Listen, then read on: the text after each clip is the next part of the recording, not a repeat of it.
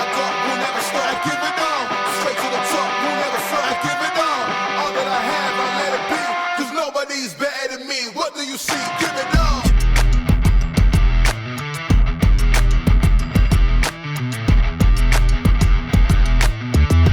Ladies and gentlemen, please rise. Good gaming champions, and welcome to Champions of Tabletop Tariff Edition.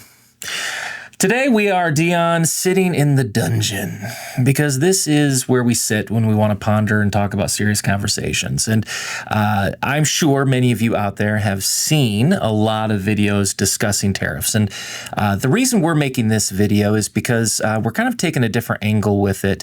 We've seen a lot of videos from publishers, game developers, and a lot of YouTube videos from just content creators who are just pretty much consumers. But the one thing that I haven't seen a lot, Deon, is the conversation and how it will impact your friendly local game store. And Deon, for those of you who don't know, is owner of Voss Media Board Game Cafe here in Galesburg, Michigan. Deon, he and I got to know each other a couple years ago. That's why we decided to do the channel together, because I'm the guy who spends all the money, and Deon's the guy who is my drug dealer. Yeah, my guy. He'll send me text late at night and be like, "I got it." When you can pick it up. When you can pick it up. And so I thought it would be interesting to kind of talk to you, Deon, as a friendly local game store, and learn more about how tariffs will or will not impact the local game store, the place where we all go to get our games, the place where we go to play with friends and enjoy the space with other hobbyists, and learn what we can expect, things that maybe we may not have to deal with, and just kind of prepare people out there for if these things do stick, which again, that's kind of the debate, is will they be policies, will they be just negotiation tactics? But if we have to assume that the tariffs will stick around, then we just want to learn more about the business and how it impacts your friendly local game store. Yeah, and I can't speak for every friendly local game store out there. I run a different business, and my retail experience is not vast. It's the past 4 years of running this business.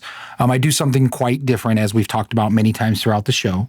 So board games is our number one focus, though. So I think we do have over 900 different copies of games you can buy, and then 1,800 in our play library. So we are more of a community-based. So for my game store, I can speak completely about, but I don't want to cross over and be like, every retail store is going to have to fear it. Every one of us have a different fear, and I'm in a few groups, and all of us have a little different fears regarding this. But as of right now, that's pretty much what it is just fears. Mm-hmm. It hasn't really hit us as of this month too hard. We've been getting a lot of emails. Our distributors, our people that we deal with directly, our publishers have sent a lot of emails regarding this is going to change and this might change, and be careful because you might see this charge at the bottom of your invoice when you order. And I haven't made a huge restock order. I've done my weekly orders, which my distributors haven't been affected yet, but they've sent me emails saying it's coming. Be prepared. So I haven't seen too much of that. There's a few. Well, and if we kind of start from the top of it, okay. Like if we think about, just the supply chain. Yes. We kind of start with the designer, developer who creates the game, mm-hmm. and then they work with a publisher to then get it manufactured, get it marketed, and that's really where I think we're seeing a lot right now. Right now, yes. Of the pinch is the fear of the developer to make a game for fear, can I get this printed at an affordable cost? And then the publishers right now are in fear, and that's what we're predominantly seeing. In fact, as of the night of recording this, April 21st, I know Jamie Stagmeyer just put a post out saying that he wanted to file a lawsuit to try to stop the tariffs. But right now, that's the area that I think is getting affected the most. Yeah. Then when the shipments come, that's where we bring in the local game store, which then leads to the bottom end consumer. Yeah, and it is a big life cycle. So I mean, I'm not saying we won't feel it.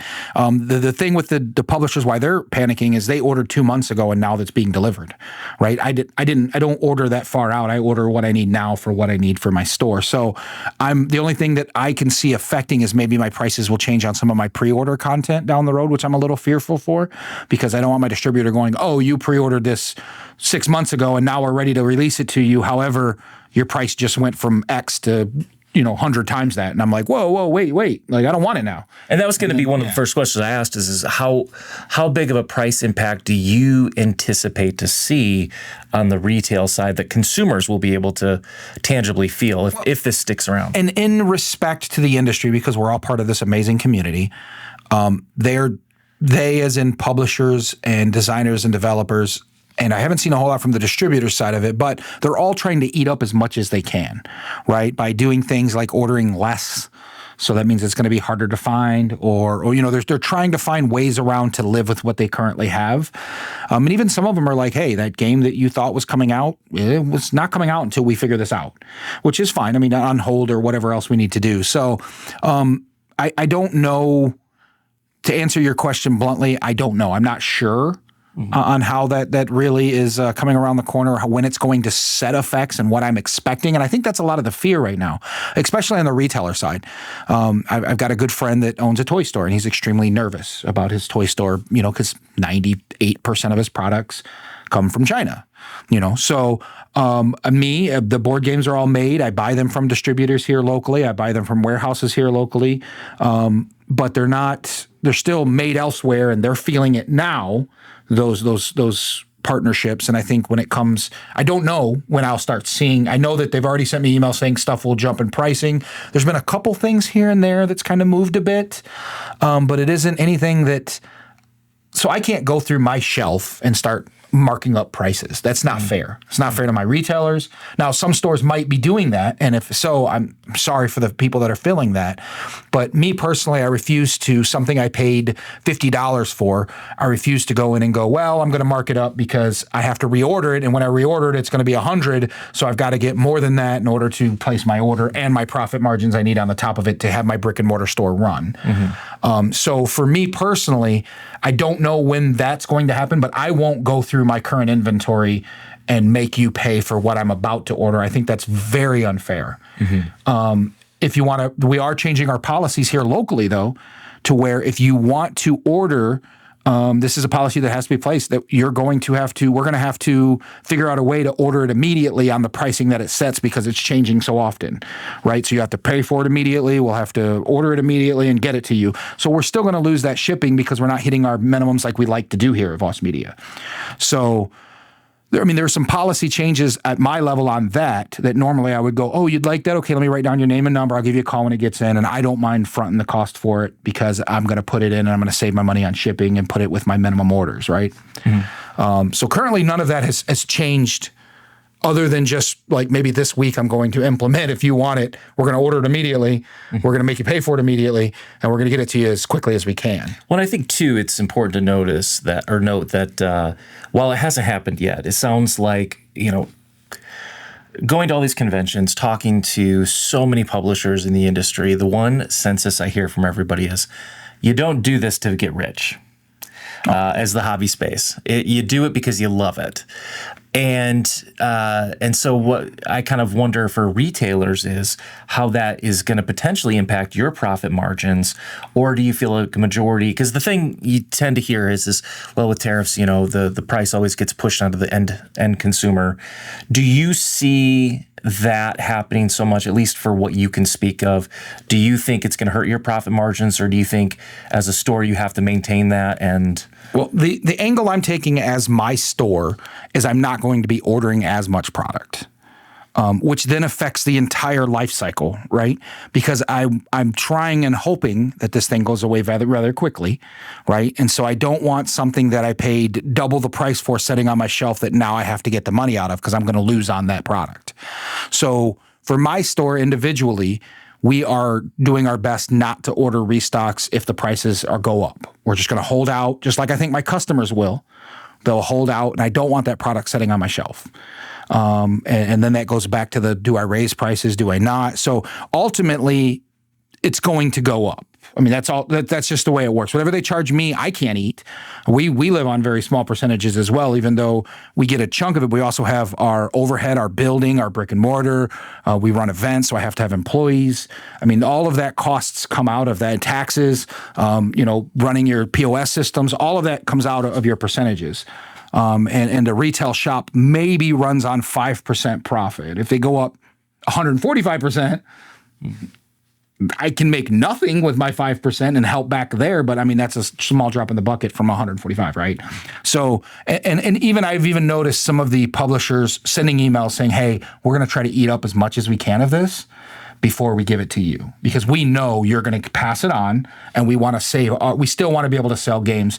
I mean, overlooking from the industry, I feel there's a lot of games that come out. So I think this will slow that down a bit, which maybe will be a little bit better for the industry. So you're not releasing 3,000 games a year. You're releasing some good ones that you know you're going to invest in, the ones you know are going to be successful, which is hard to do. It's a drop in the bucket of what can and can't be successful. But my biggest concern is the restocks of ones that you know are already successful. I think those are my biggest fear, because those are going to start costing more and more and more when they're already successful. When do you say, okay, I'm not going to order, just as an example, Ticket to Ride anymore? You know, I'm not going to sell out of that. Where I constantly, if it's in my store, I sell one every once in a while, right? Yeah. So now it's like one every 2 weeks. What if it's one every 2 months? You know? Yeah. Because the price has gone up beyond ridiculous amount to where you would want to purchase it. So now, for those of you out there who do have a friendly local game store near you, you all know the thrill and enjoyment people have when they go to the store. You see the wall of board games, which is not something you see most places anymore. And you know how precious that tends to be in the community. And they're not all good. There's some bad ones out there, but we want to focus on the good ones. And if you're lucky enough to have one, like I know we do, Shay and I have you, Deon, do you think this is going to continue? We already know the difficulty for brick and mortar versus online retail. Do you think that this is going to make that competition harder for brick and mortar versus online? Or do you think the Amazons of the world are still going to get hit the same too? Well, Amazon can take the hit. Like, they work off of a bigger profit margin than we do, because they make billions of dollars, where we don't have billions of dollars. I wish. I would not. You better pick it up, bud. I know, right? No, we small stores like mine, mom and pop stores, small family owned businesses, the friendly local game store that has one shop, not 30 in a city, they're going to feel this, and I think they're going to feel it rather real quick. Like, I think as soon as this starts popping in, they're going to feel. Then they have to make a decision. Do I order? Do I not? If I can give any piece of advice to any retailer listening, we all feel the same fears that you fear. That we are concerned with how it's going to affect us, and how I already see a sales drop. I think people are holding onto their wallet, waiting for this thing to either go past or not. So I feel I've seen a sales drop over the last couple months. And that might be just the way it is. And hopefully in some places you're not feeling that. You're still moving games very quickly. So we need to focus on what made us, which is run more events, try to do more membership increasements, try to make up that profit in other areas in my store. That's what we are at Voss Media is going to focus on, holding events and doing things, to teaching more games that we have in our big collection and stuff like that, that we might not turn those into sales like our goal is. However, we will get more people in that pay the membership fees, that want to be a part of what we're building here as a community, and still gives them the escape that's needed more than ever in the industry. So as a retailer, I have to turn my focus from sales to back to community, which has always been community, but more into the community and dig into that. And I think that's how we survive, or try to survive, during this situation until they can figure it out. Because I don't think it's a long-term, I highly doubt it's a long-term plan. Worst case scenario, it's a 3-year plan, right? Absolute worst case scenario. But and I think very short term for us, we're going to get hit and we're going to feel it for a little while. I think during that time is where we have to be scared of what we're ordering and how much we're ordering of it. And so that has to pull back, which means if I don't have new product, I don't have new sales. Let's talk about that for a second. So one of the trends that I know we have all seen in the board game space has pertained around something that is near and dear to my heart: deluxification. So we've seen this just catapult of, from meeples to 17-foot Galacticas. Everything used to be tiny wood. Now everything is resin prints.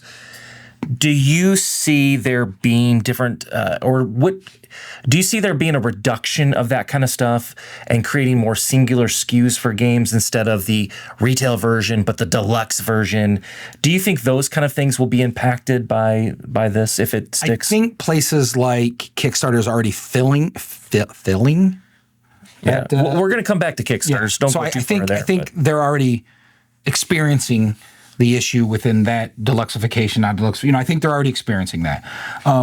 Is deluxification going to end in games? I don't know. I think that's where that's a good way to eat up some of that cost. I think if you're like, well, oh yeah, but now you are paying $100 more, but now it comes with these awesome meeples that you didn't get before, or I think that's a way to eat up some of that. So at least.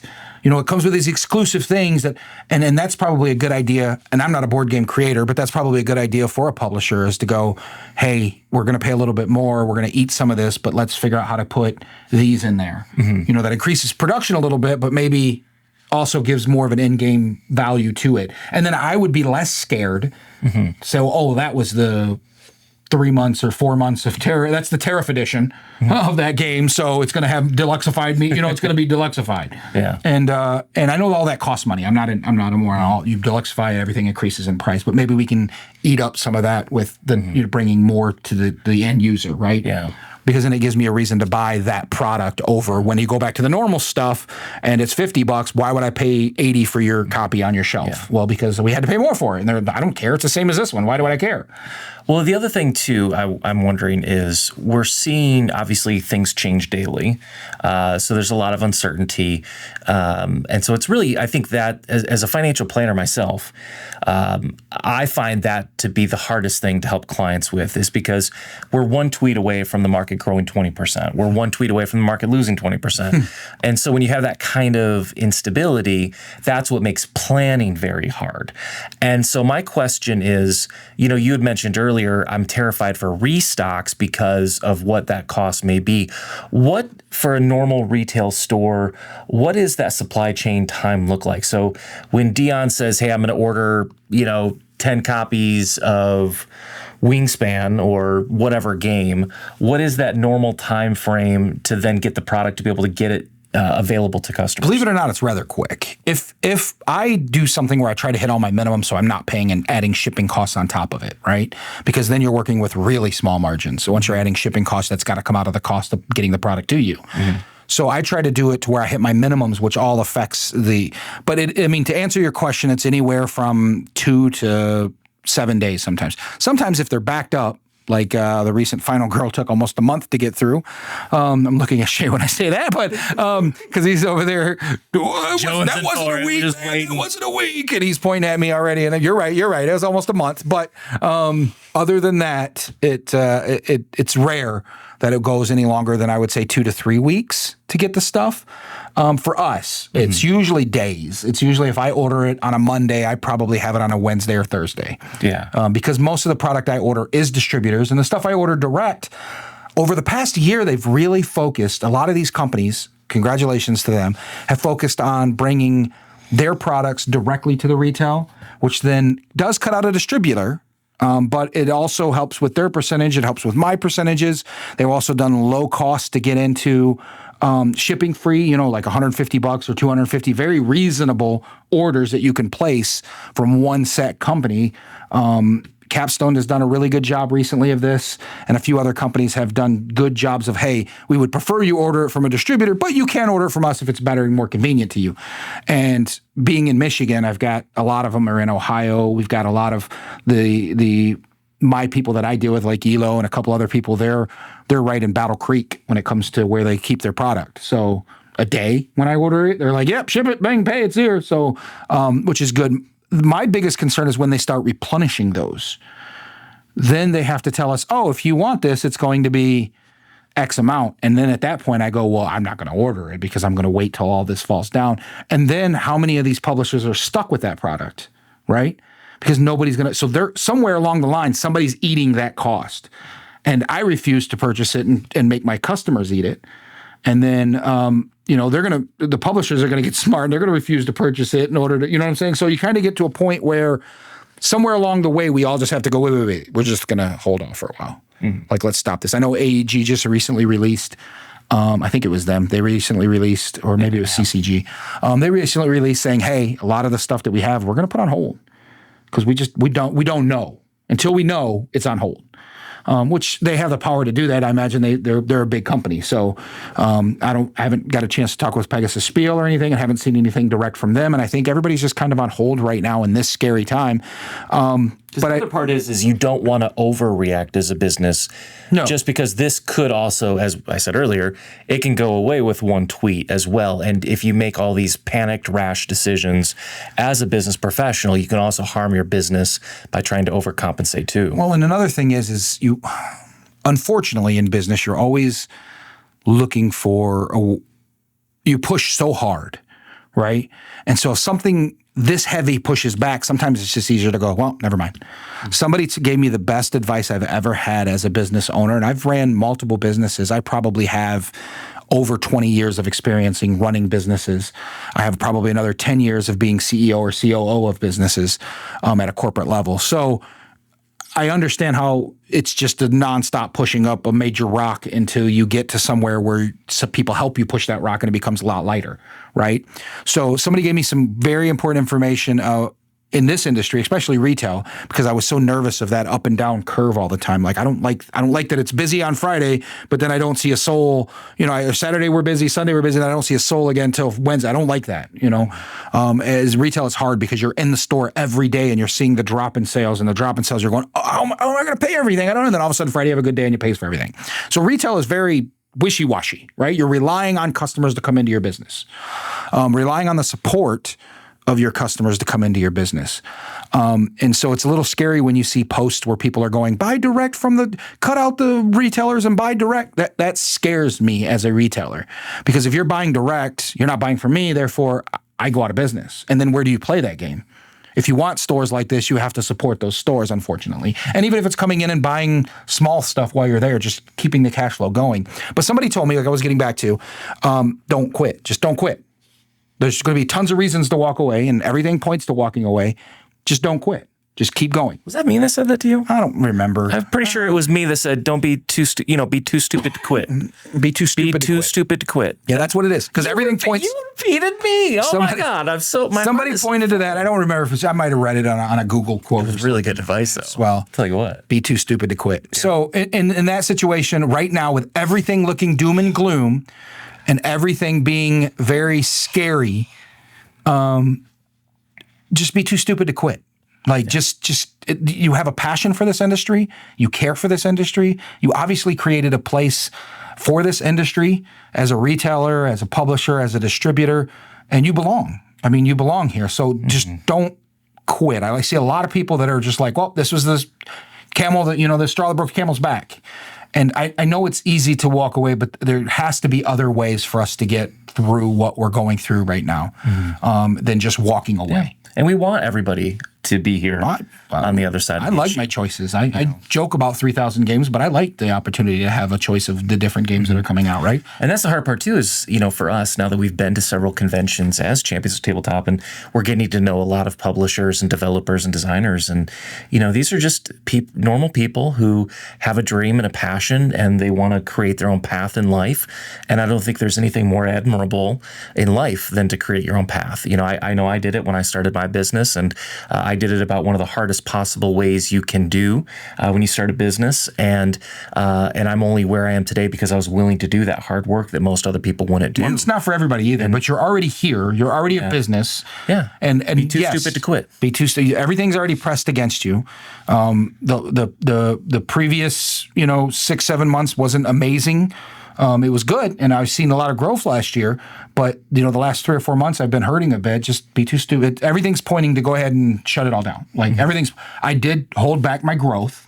Like as a store, I was supposed to grow and add a meadery and also add a full cafe side of it. And I was going to do that, and I put that on brakes because everything is not pointing to the positive of what I was seeing last year. Coming off of last year, I was like, yeah, let's go. Let's do it. But that doesn't mean anything when it comes to, business. Like I said, be too stupid to quit. Just don't walk away.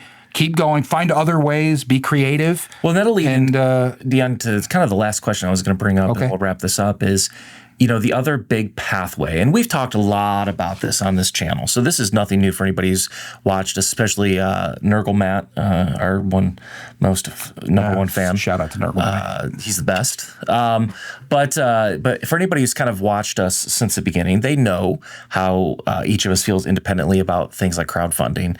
But how do you, Deon, to kind of take off maybe some of the retail side of it, how do you think this is going to impact businesses with Kickstarters?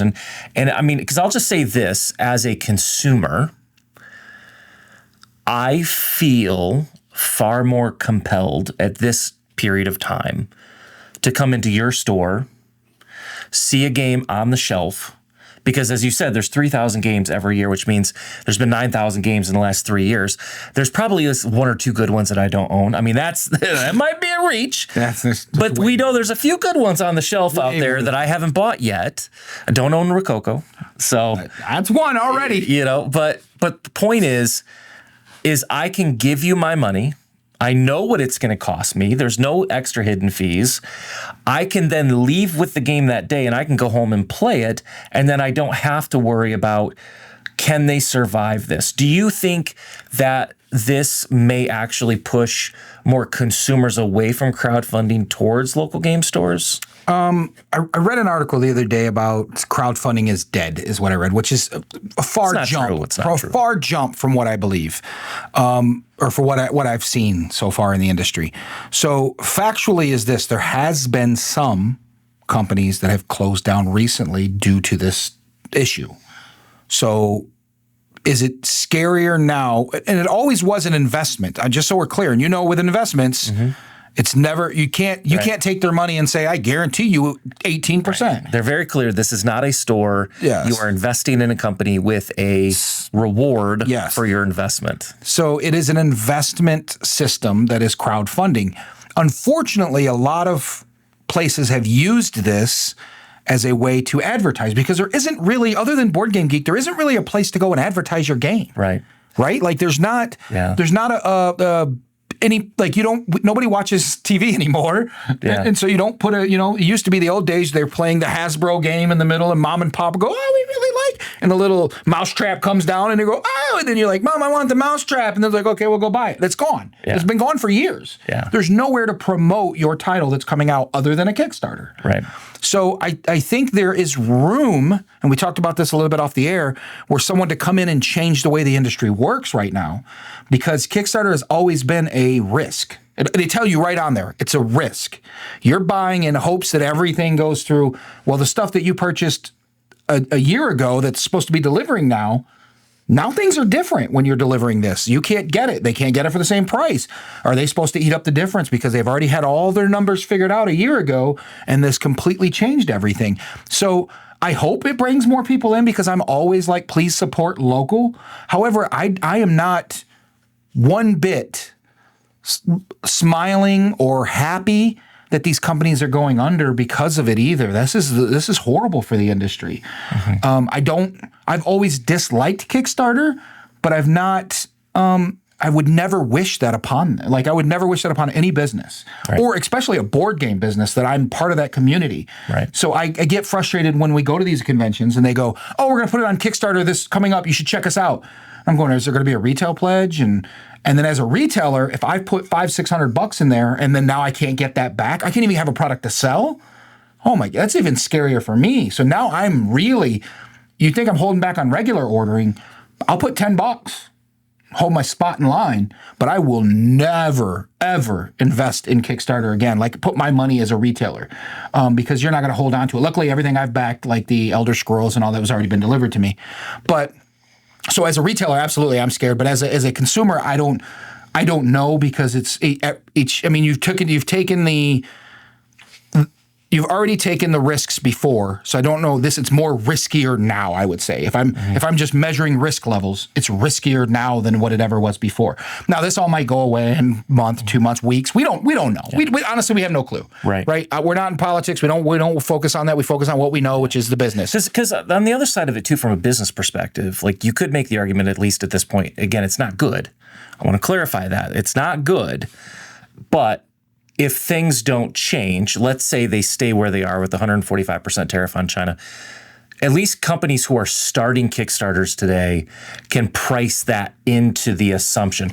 The question you start to wonder, though, is when you start pricing that into it, would they reduce their price if this goes away? No. Or, so does it all of a sudden just balloon profits on a game if they fund with the assumption of 145 and then let's say they come to a deal and we reciprocal at 10%? No, because we currently have distributors, and I'm not going to name anyone out, that are upping their prices now for product that is on their shelves now because they have to place an order down the road. And so you're getting those prices they might have to pay right now, not for the product that's there. Yeah. So once those prices move up, it's going to be very hard to get them back down because the industry is going to get used to this norm of how it's done. And it's going to affect, there's a lot of doom and gloom out there, and I don't want to add to that. Yeah. But it's going to affect the consumer, board game sales. Everybody keeps saying this is the bust of the bubble or whatever. I'm still going to be playing board games. I have 1,800 that I'd love to teach somebody to come through and play, right? And we're going to try to focus, like I said, on different things. And I think other companies, hopefully, if any retailers are listening, also does that. Because I think that's a way to get around the situation for a little bit. Just buy some time. We just need some time. Let's get some time. Let's figure out what comes out of it. And if we have to adjust the way that we do business. But I don't see them going, pay the price up front and we'll give you a refund if it changes. I find that maybe they might give you more product or let you upgrade for free because the price has dropped or something. Yeah. Maybe they'll do things like that. But I highly doubt they're just not in the business to refund money. And innovation always comes out of difficulty too, and to put a positive spin on that is, we can look at the restaurant industry. During COVID, we saw a lot of restaurants lose their businesses during the COVID period, but we also saw a lot of innovation within the restaurant industry throughout COVID and the different ways that they innovated to be creative, to put, seats outside and unique experiences. And now everybody has, your digital menus that allow whole new, now you can get your waitress through text messaging. And so, I to try to put some positive on about a lot of lemons is hopefully this forces the industry to say, hey, you know what? In order to survive, we have to innovate. We have to be creative. We have to come up with some great things that hopefully can make the industry even better on the other side of it, because that's all you can do.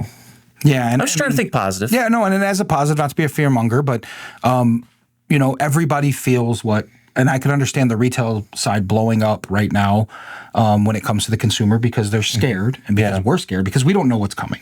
Right. And so we're hearing it from the publishers, a lot of doom and gloom right now, right? So we want to be very clear as a retailer that we're going to do everything we can to try to eat up as much as we can in order to make it as smooth as possible. I am anyway, and maybe focus on different things to help grow that. So I think, like you said, innovation could definitely come from this. Hopefully we can get back to norm because we just started, that's always the preferred. It's just, but change is scary. Anytime you change anything, it's extremely scary. Just like you said before, just be too stupid to quit. Don't give up. Right. Just keep going, pushing through. Everything will be fine. I don't think it's the doom and gloom side of everything. If they start printing less, we'll figure out a way to get more. It's just the way it works. Right. And at the end of the day, I think the big thing is remember why you do the hobby. It was funny. I was watching one of our videos from the beginning of the year, and one of the statements I said right at the end of the video is, I think my big thing for 2025 is quality over quantity. I really feel that way right now. Well, and so, this is, not to put a plug, but I will say this is also, if you're blessed to have a good local game store, this is a great time to go back in there and check out what's on the shelf, because most likely, at least we know here, but most other places, I'm sure, you're going to not have to deal with those increased prices. Take advantage of a great game that's already on the shelf and enjoy it, because at the end of the day, board games are about bringing us together. They're not about, having arguments. It's not about anger. It's not about frustration. It's about sharing a combined experience with people you care about and being connected without having screens in your face, unless you're playing certain games that have apps. But the core is and that's what I've always loved about board games. It doesn't matter who you are, who you voted for, what you believe in. None of that matters. Yep. You're here to play a game. Yep. And that's what the community continues to. And that's when you walk through, talking with Jackie Fox, when you walk through a convention, you're just drawn to that. Like we don't care. Let's sit down and play. Hey, you warm body, you want to learn this? Let's play it. And it's just a way for the community. So I think we need to focus as a community, focus more on the community and how we can support where we can support. Yep, support each other through this. Support each other through the situation. And I think we'll be fine coming out the other end. Yeah. As a retailer, I'm not feeling a ton of pressure right now, so I'm probably very calm. See me in a few episodes. Maybe I'm freaking out. Maybe I'm bouncing off the walls. Close it up, fire burning, But right now it's very. Yeah. I'm pretty chill because I haven't felt the major pressures as of yet, and I'm hoping they clean it up before it gets to me. Yep, exactly. So with that said, Deon, thank you so much for sharing your experience as a friendly local game store. And if you have any thoughts or want to ask questions, feel free to leave some comments below. Absolutely. And ask your question away, and we'll make sure that we get back a response to you if you've kind of been wondering how game stores might be impacted. Feel free to leave that down below. Don't forget to check out our YouTube channel, Champions of Tabletop, which is probably how you're watching this. Don't forget to check out TikTok and Instagram, Champions of Tabletop. We would love a like, a subscribe, a comment, anything just to help build the algorithm up. But most importantly, at the end of the day, we really appreciate you. Thanks for being here with us as we go through this journey. And Deon, thanks for sharing all the data you could. Yeah, and support your friendly local game store. If you want the place to stay there, you have to continue supporting it or it will go away, unfortunately, especially during times like these. So keep supporting that. Support local, help local, that kind of thing. So, and remember, the champions never stop playing. Hey.